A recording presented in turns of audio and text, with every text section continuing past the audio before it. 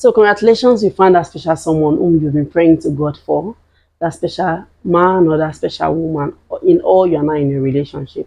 And now you'll be asking yourself, what do I do in this relationship? Or probably, how do I have a healthy relationship? Sometimes, some of us would have seen maybe our neighbors, people we looked up to in the past, in church, different places. You've seen different kind of, even online, you'll be like, wow, I'd like to have something like this. You see the way they behave to each other, you see the way the man behave to the woman, or the way the woman behave to the man. That's not a day's work. It actually took the both of them to put efforts together to achieve what you're admiring from afar. Now you ask yourself, hello besties, welcome back to my YouTube channel. This is Keeping It Real with Blender, where we talk about family, lifestyle, relationship, and what have you. So if you're a returning subscriber, thank you so much. The love is real, and I really appreciate you for coming back to watch this video. And if you're new here, thank you. How do I have a healthy relationship? So I've come today with a topic which is caring for your partner. Caring for your partner. Some of us have this issue. You'll be asking yourself, okay, how do I care for this woman? I've been saying that all I do is give her money, but I don't actually care for her. Yes, it's true, because giving money is actually not the same thing as caring per se. Now, how do I care for my partners? We have several ways you can care for your partners, but the summary of it is that you can care for your partner by loving them, supporting them, and trying so hard to understand them. Yes, being in a relationship means that you have to compromise. Takes two of you to what? Make it work.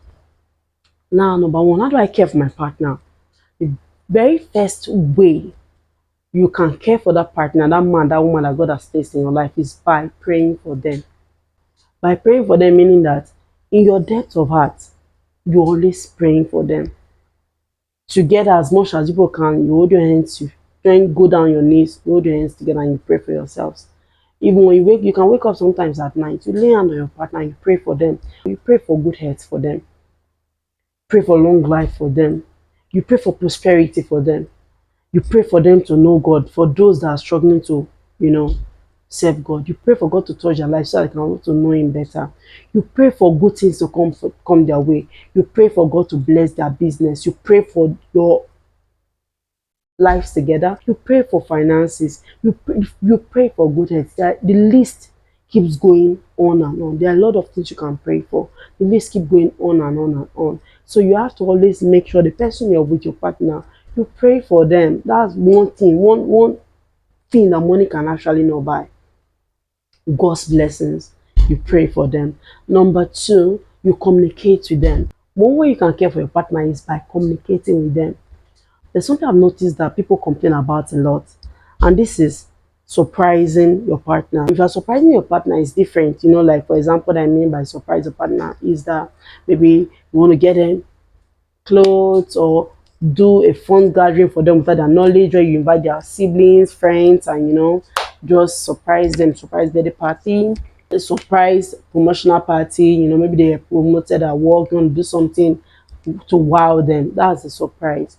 But buying something like maybe a house or a car without talking to your partner about it, then you say, I want to surprise you. It may actually not make the person end up being surprised, but the person will be like, this is a major decision you just took. Buying a car, buying a house, we would have actually talked about it. So you know what I think about it. If there are other things I feel like we would have done before getting this car, getting this house, people will talk about it.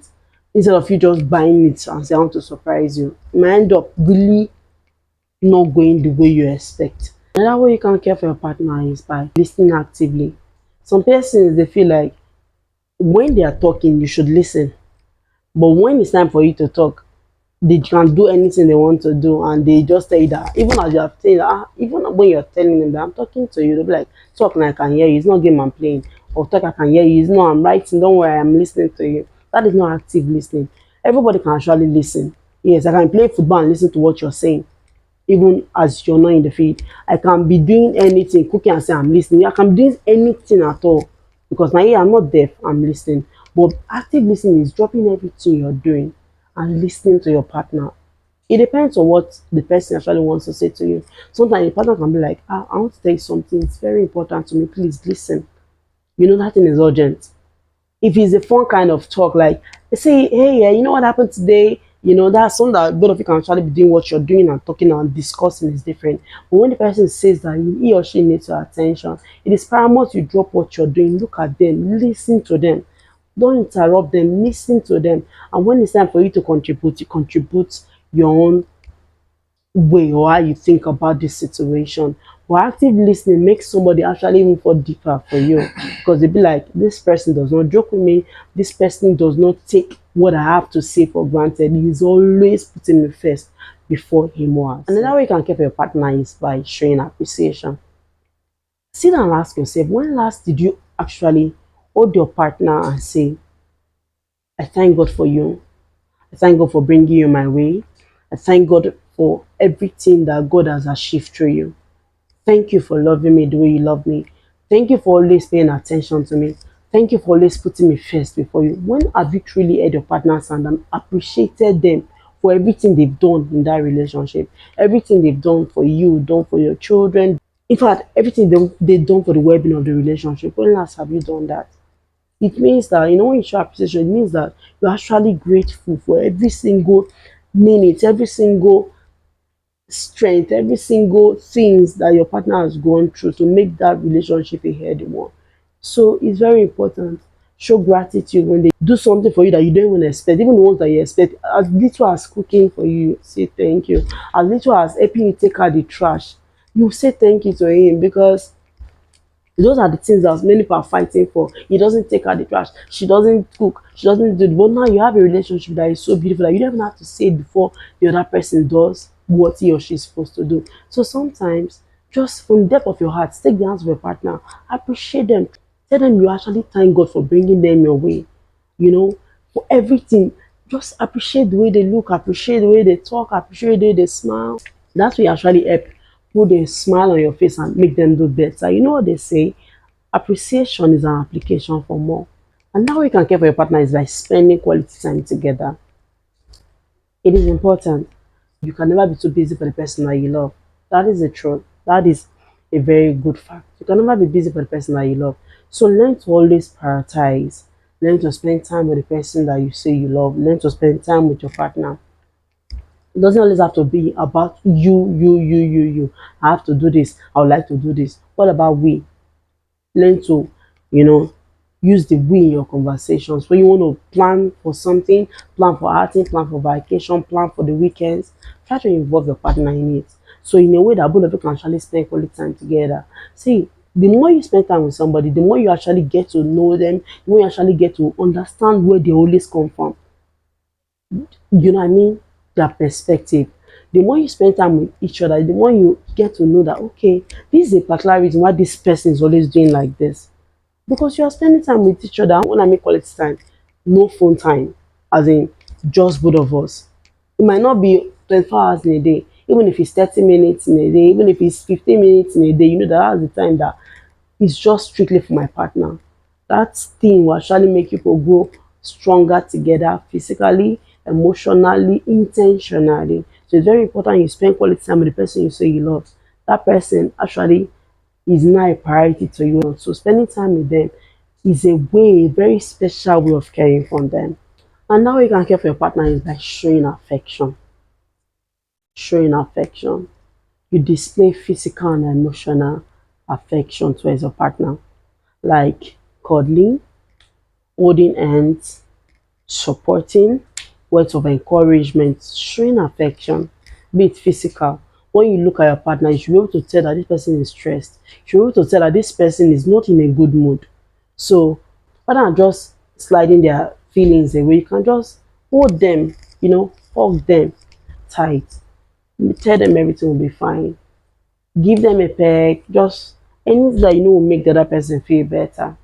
Try to put a smile on their face, be there for them physically, be there for them emotionally. Sometimes there's something that will be happening that for you to say it, it's so deep in your heart. That kind of thing, don't rush the person. Don't just say, you're a woman of Jare, are you not a big girl? No, don't just wash their feelings away. There's something that's going on with them. Try your best to be patient.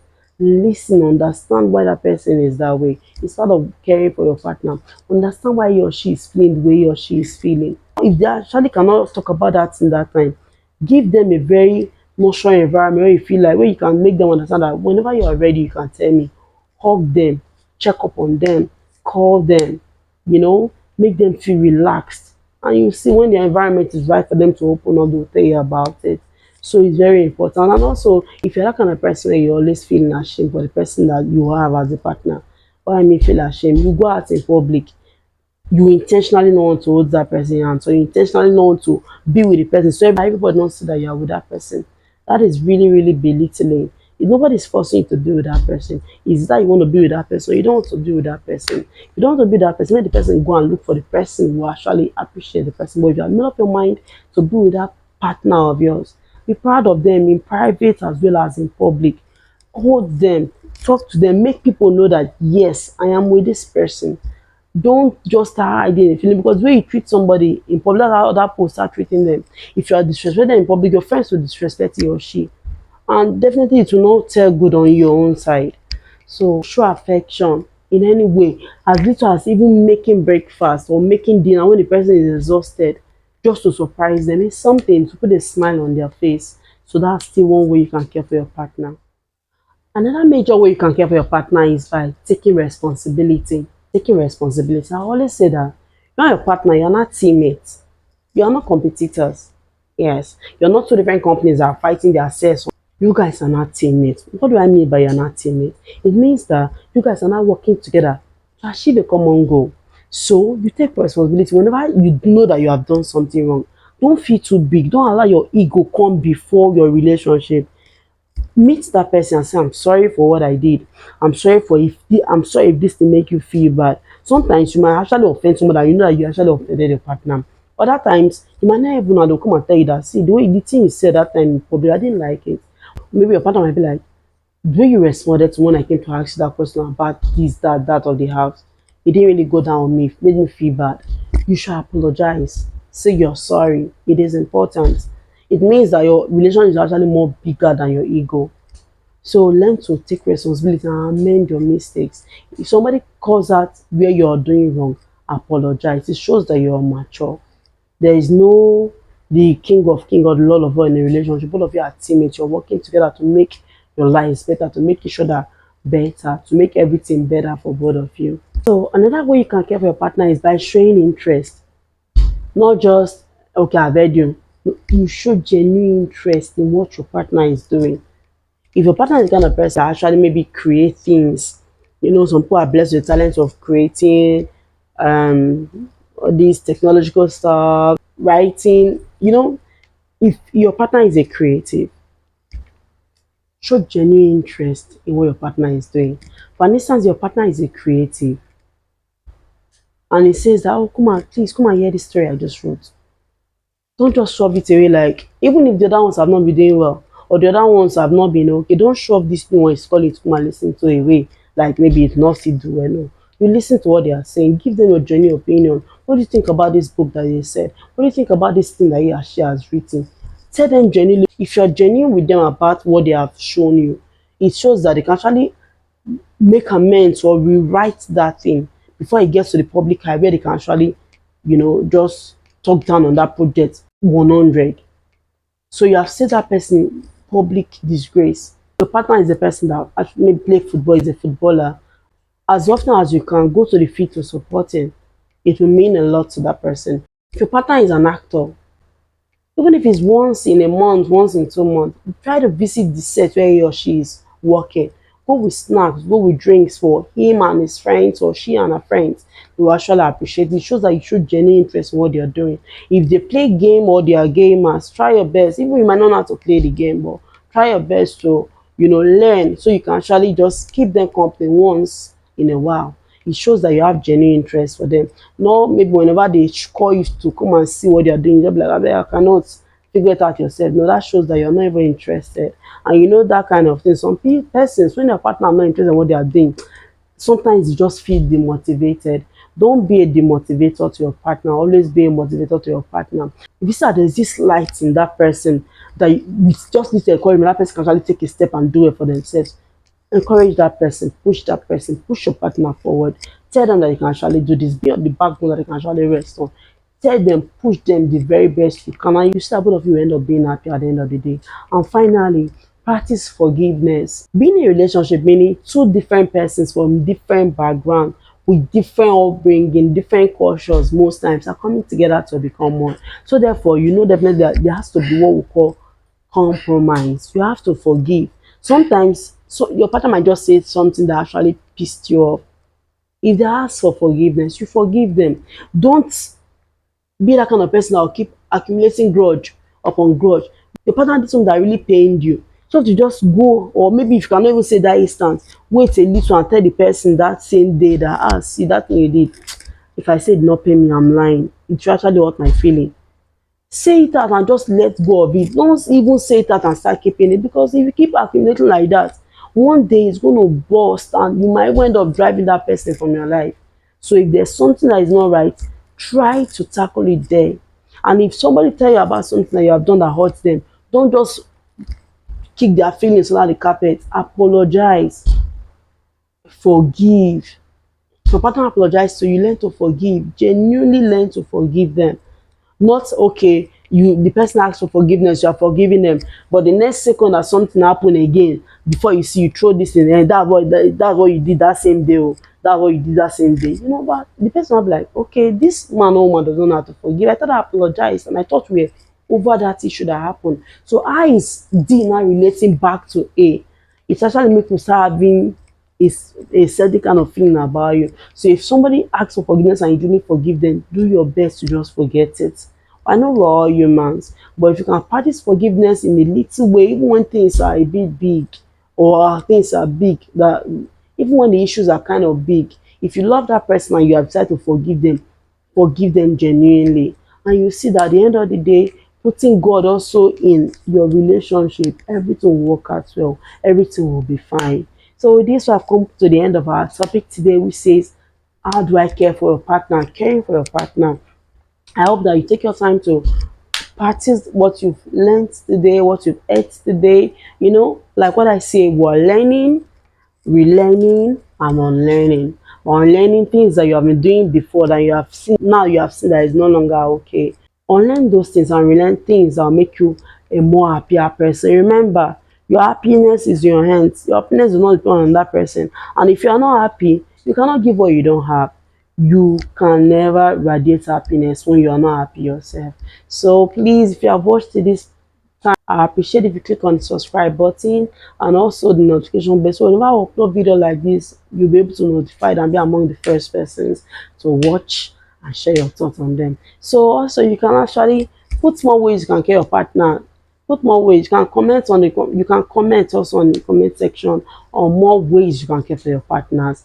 Till I come your way next time. Bye.